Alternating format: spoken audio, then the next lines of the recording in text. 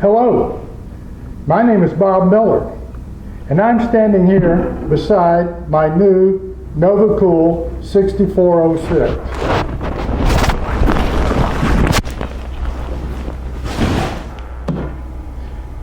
The 6406 needs to be installed in Sam over there. Let me introduce you to Samantha. Actually, she prefers to be called Sam. Sam is a 2017 leisure travel van Murphy bed, and she lives right here at home. We're at the back of Sam's garage. You may have not seen the video, but on the last trip that we took in Sam lost her cool in the form of a Dometic 8555 refrigerator.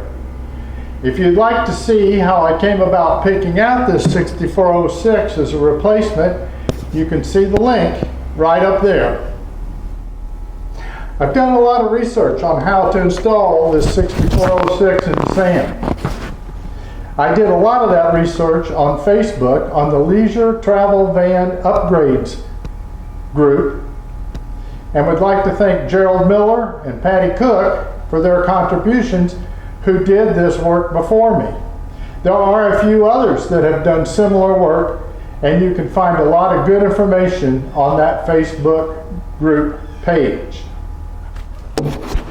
In the files section of that Facebook group page, Gerald Miller has a how-to article that you can download and follow, and Patty Cook has some excellent pictures.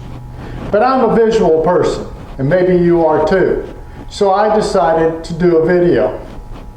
This is going to take several days to do, and it's hot here in Florida, so I may be running the air conditioner. And that air conditioner may distort the sound some, but I'm going to be cool while I show you what I did.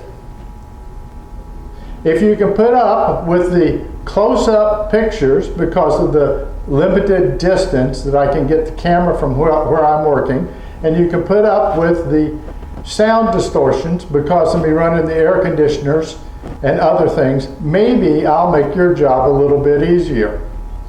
You also may have some ideas that are better than my ideas, because this is a kind of learn as you go project. If you do, make a comment down at the bottom of this video, and others can learn from both you and me as they try to do their installs themselves. I'm going to give you a quick initial tour of the 6406. However, I'm going to withhold full review until we've taken a couple of trips. First of all, it seems to be very well made. I'm actually surprised that it's not heavier than it is. The only complaint that I have, and I've decided it's not a complaint, is the handles are plastic and give in order to open the refrigerator. And then I got to thinking about it. This is basically a marine refrigerator, and therefore having metal handles might rust in the salt air. It has little latches that hold the door shut, and you have to swing them aside to open the door, and then you can close them back up. If you have not watched the first video on how I picked this refrigerator, then you don't know about the chocolate pie. But the chocolate pie is safe in this refrigerator. The freezer is down here at the bottom. You have to swing the latch open to get the freezer to open, but it is a separate compartment altogether. The first time I opened up the Nova Kool, I thought, boy, those shelves are awful close together. And if you look, they're not adjustable.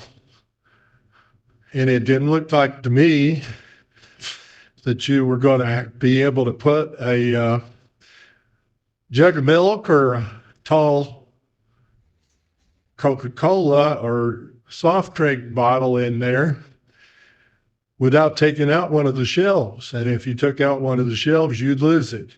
And then I discovered something.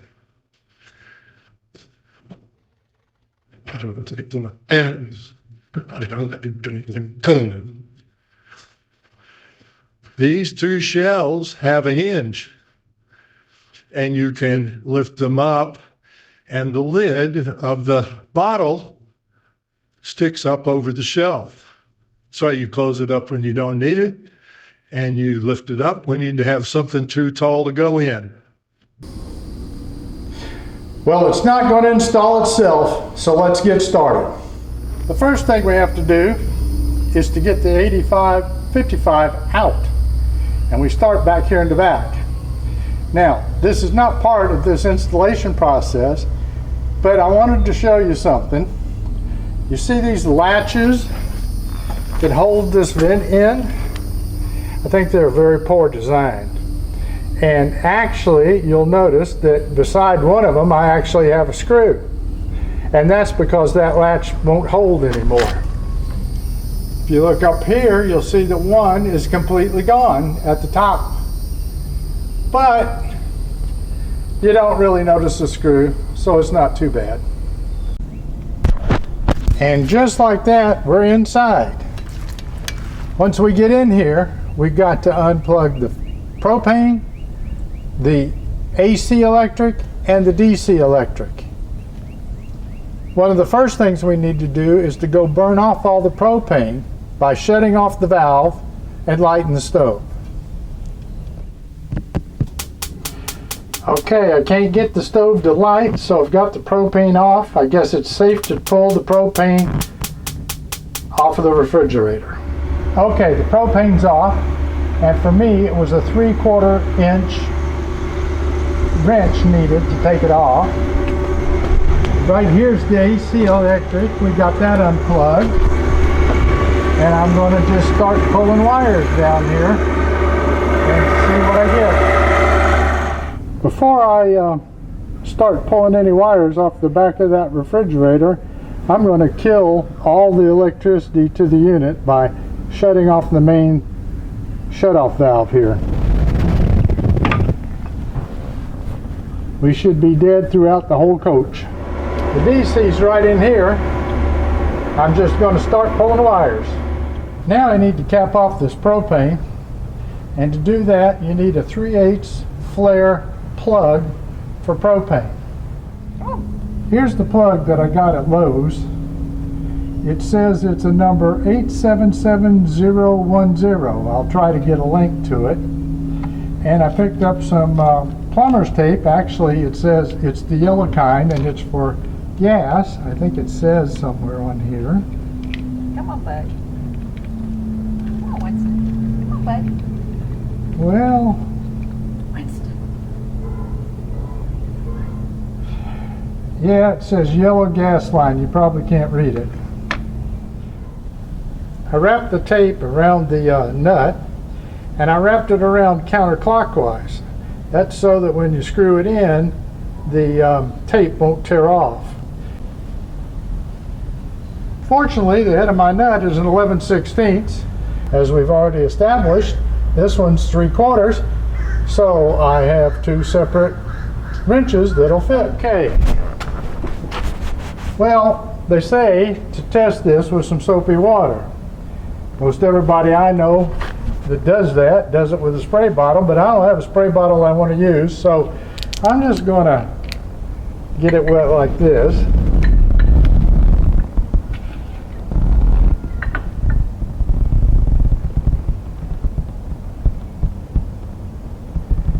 And I don't see any bubbles coming up. I must be sealed up. I did turn on the propane before I did this. I believe I got it. Well, the Dometic 8550's out. So now I got to get the new Nova Kool in.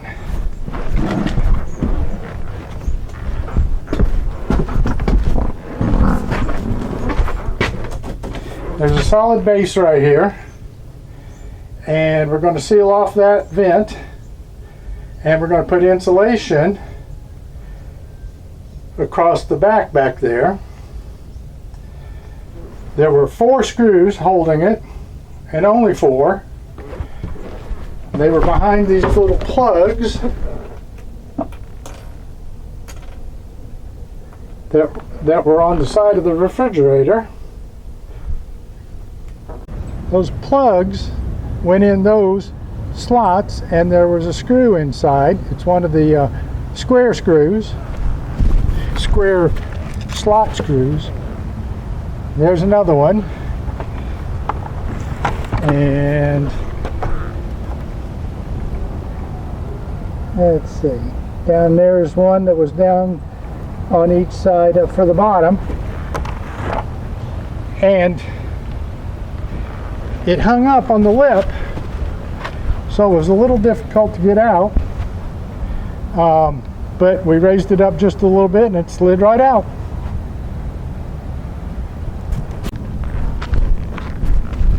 There it is out by the street, waiting for the trash guys to pick it up. Let's explore the cavity left by pulling the refrigerator a minute. One of my first concerns was that vent right up there.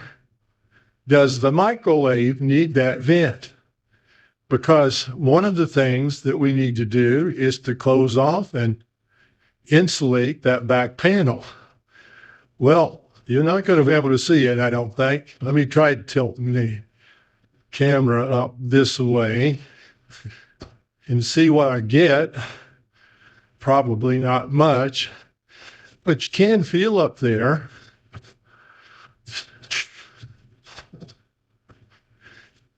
And you can tell that the microwave is totally closed off from that area. So yes, indeed, that vent can be closed off, and I have a plan for that. And while we're talking about that microwave and closing it off, let's talk about if it's not broken, don't fix it. Several people have indicated that the baffling that's behind the microwave there is a poor exhaust, and you need to drill holes in that baffling that I just reached up to. But we haven't had a minute's problem. I can't get to it right now. And if it ain't broke, I ain't going to fix it. So no, I'm not drilling any holes in that baffling.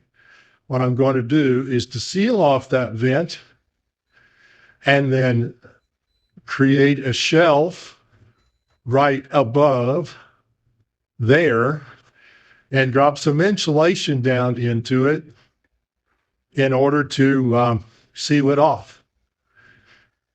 Right now, my plan is for the black panel to put some foam board insulation across the whole back panel, and that will have this whole back side sealed.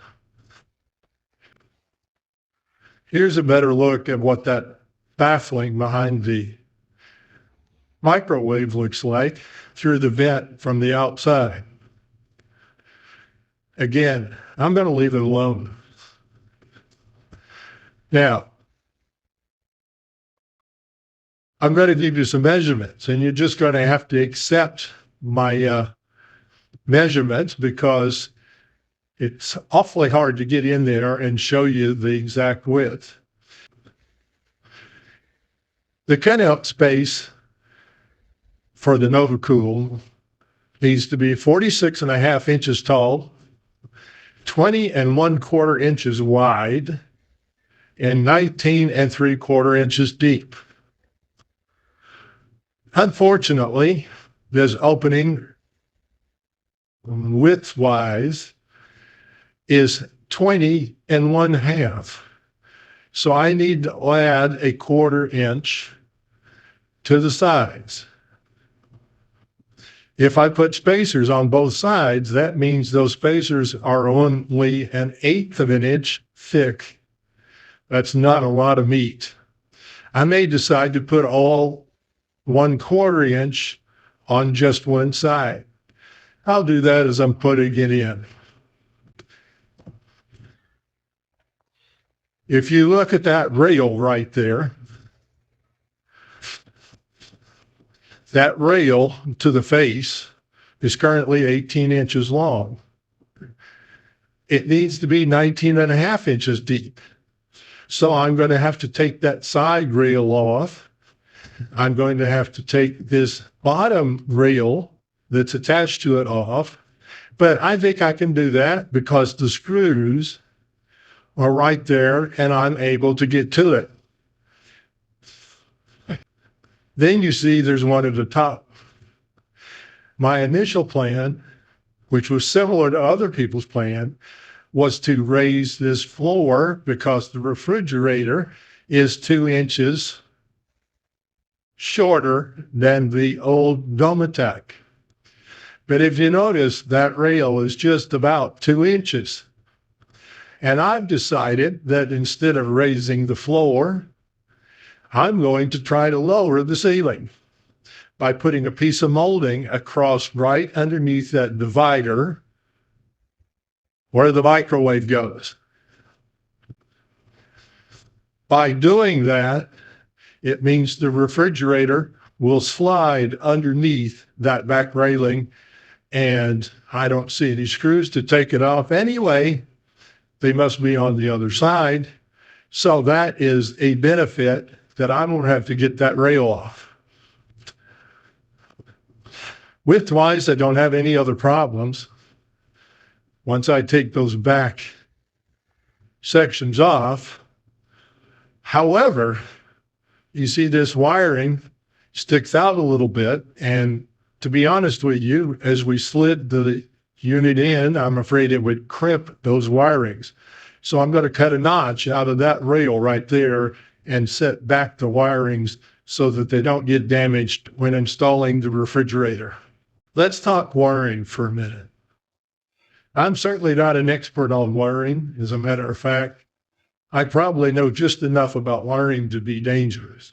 But I got some major advice from both Gerald Miller and Sandra Johnson. Gerald Miller indicates that he no longer monitors the upgrades group, but he does have an excellent file in the files section of that group on how to install the Nova Kool 6406. Sandra Johnson is a major contributor to the upgrades group. She has her own YouTube channel, which discusses a lot of electrical issues and upgrades for the leisure travel vans. You can visit Sandy's YouTube channel at this location. There are 3 wires coming in supplied by LTV. There is a white and yellow gauge wire and a smaller orange wire. The yellow and white wires are 12-volt wiring going to the fuse box, which has a 20-amp fuse. Both Gerald and Sandy agree this is sufficient to handle both compressors in the 6406. This makes sense because Nova Kool indicates the compressors draw 4.2 amps each for a total of 8.4 on a 20-amp system. Even if they come on at the same time, which they do, they will not overload the circuit. But what is that orange wire for? Sandy Johnson tells me the orange wiring everywhere in the coach tells components that run on DC the chassis is running. We tested it, and it only has power when the engine is running. It was the source to tell the Dometic it could run on DC power when going down the road. Simply tap it off and abandon it, just like you did the propane. It's time to get the rails out. What I have down here is my driver to get the screws out and a multi-tool that I hope will allow me to cut that rail off flush up there. The rails are completely out, including the one down here on the floor. I had originally thought about putting another piece of trim up next to where those wires were to hold the refrigerator back, but I've rethought that process. First of all, the face of the refrigerator will be butted up against the face of the cabinet and will keep the refrigerator from going back. And I'm afraid that anything that I put back there might restrict the fans that are blowing from the back to the front of the refrigerator. Speaking of fans on the back of the refrigerator, here they are. You notice they're fairly good size, and they blow air across the compressors and out the front. That's the reason you need a vent in the front of the refrigerator. Unlike the Dometic that vented out the back of the refrigerator, the Nova Kool vents out the front. While we're on the subject of fans, let's take a look at my second "if it ain't broke, don't fix it" subject. There are several in the upgrades group that are adding additional fans for ventilation. I found this on the Nova Kool website. Ventilation should be one of your first major installation considerations. All refrigerators, regardless of the make, are heat transfer machines which transfer heat from the inside of the box by way of the evaporator, compressor, and refrigerant to the condenser on the outside of the box to be dissipated to the air. The cavity where the condenser is located must be adequately ventilated. Double door units require 60 square inches of inlet and 60 square inches of outlet, with the exception of, and I've underlined, the RFU 6406, which are designed with ventilation built into the front of the unit and does not usually require additional ventilation. I am not going to install additional fans. Now I'm going to cut a notch for that wire to set back up against that wall so that when we slide the refrigerator in, it won't catch. It probably won't. It probably won't, but I'm going to do it anyway. I was originally going to try to put a screw on each side of that framing, but then I decided, no, I wasn't going to do that because this panel right there is just a very thin panel. I've rethought that notch because if I slide over here and look at the face of the opening, and I slide back over here, I believe that the refrigerator will slide in beside it. What I am going to do is to take some duct tape and tape it back.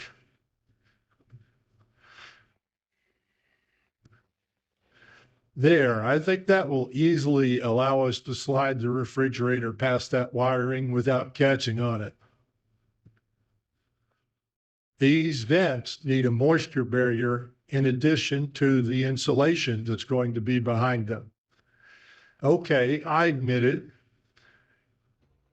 I'm a bit of a pack rat, especially when it comes to wood products. But over here said some old light fixture covers that I saved. And I think one of them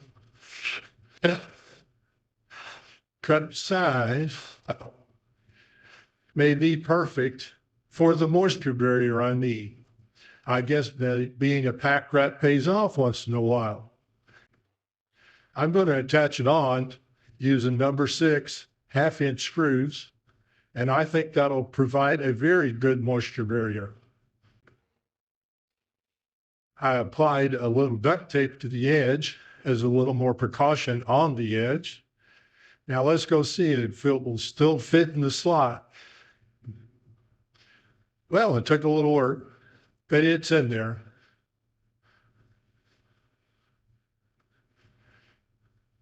What I'm using for insulation is a sheet of 1-inch foam board.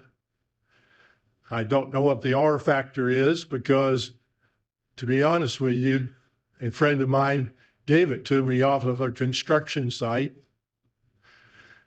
You cut it to size using a utility knife. Insulation is in. Now all we got to do is decide whether we're lowering the ceiling or raising the floor. I have some seam tape, the color of my cabinetry, coming in from LTV. It's an inch wide tape, and I intend to try to repair this spot where the Dometic leaked and kind of messed up the cabinetry. Depending on how well that goes, then I may apply some of that same tape to a spacer up here and lower the ceiling instead of raising the floor. I'm hoping to add the space to 2 inches up here because I think it would make the balance of where the refrigerator sits more symmetrical and more eye-pleasing. Do you remember the bad spot on our cabinets where the Dometic leaked and then I had tape on order? Well, the tape finally arrived and it's time to try the repair.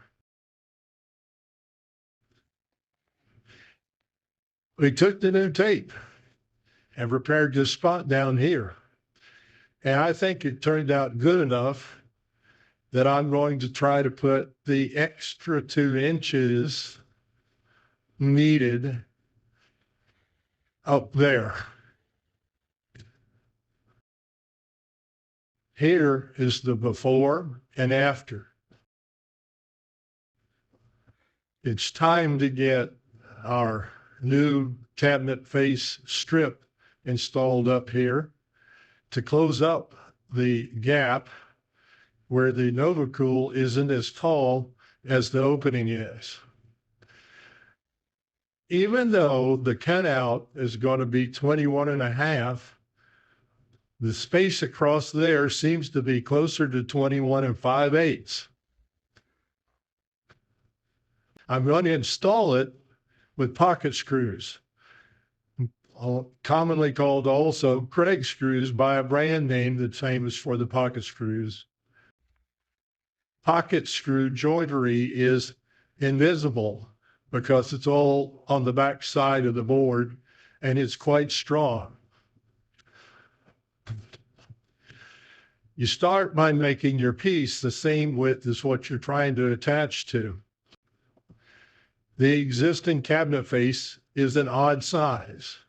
It's actually 5/8 inch thick.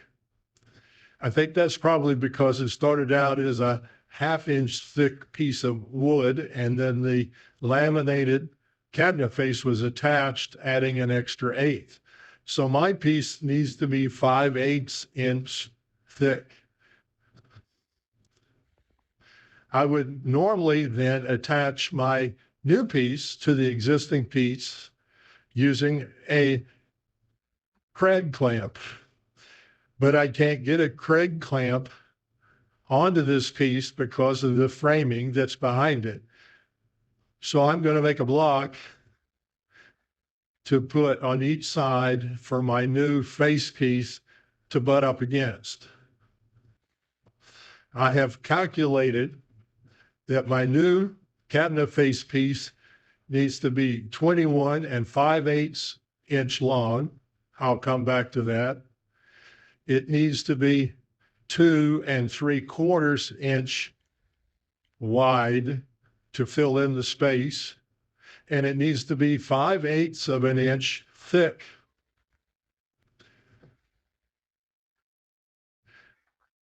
The key measurement is the 21 5/8 across, and I'm going to use an old cabinet maker's trick to make sure that that just exactly fits by cutting it a little bit too long and slowly shaving a little bit off until it exactly fits. There are my little blocks installed. Here is my new face piece with the tape applied.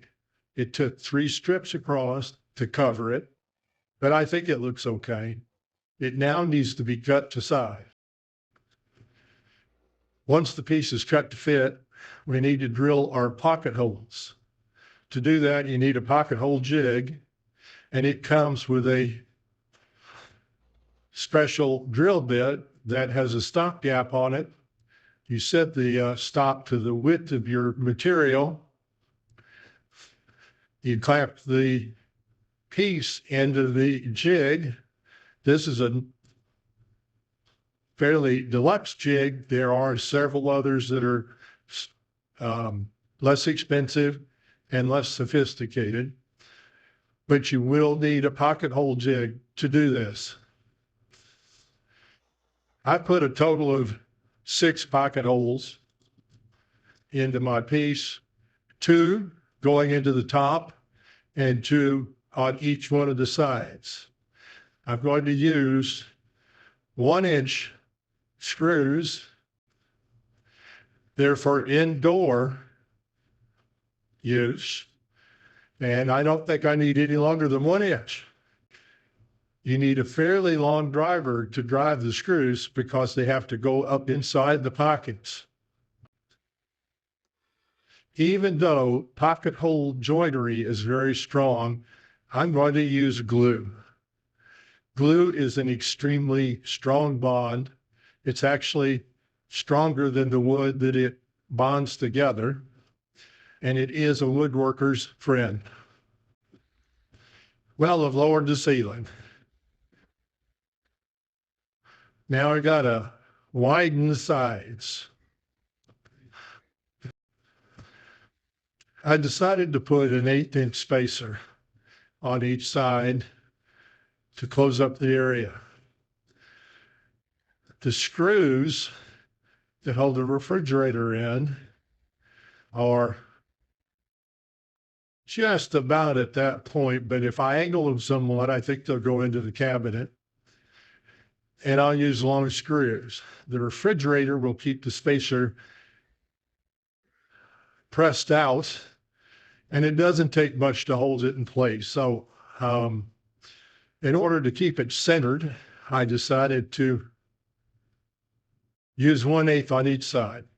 A friend that works on machine electrical agreed to help me out with the wiring. He made a wire harness to attach to the LTV wiring and to the 2 Nova Kool compressors. I didn't ask many questions, but do notice that the orange wire is attached to the harness, even though it does not provide a function. Then coming out are 2 black wires, which I assume are the negatives, and a red and a blue wire, which must be the hot wires, and can be distinguished as the refrigerator and the freezer by color. Once the outwiring from the harness gets to the front of the unit, you can see the red wire is running to the fridge and the blue wire to the freezer. I thought he did a very neat job. Well, there it sits, all installed.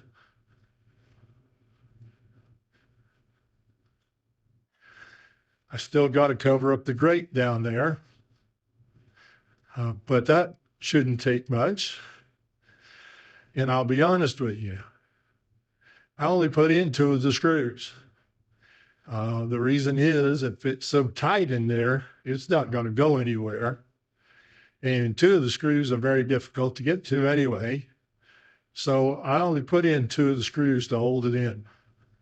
The screws would not pull the border of the Nova Kool tight against the cabinet face. Not only because I only used 2 screws, but also because my spacer was only 1/8 thick and not strong enough to stand the pressure. So what is the answer? Molding, of course. You can cover up a lot of sins with molding, and I needed something to hold the grate on anyway. I was able to get this grating material from Home Depot. Had to order it because it was not stocked in the store, and they actually delivered it to my home. Here it is on Home Depot's website. I purchased the 24 by 36 inch sheet, not knowing exactly what size I needed at the time of order. It is sold in smaller sheets, and I could have used the smaller one as I only needed 22 by 6.5. Notice it is sold in 3 different colors. It is very easy to cut with 10 snips. The grate is in. The molding is on.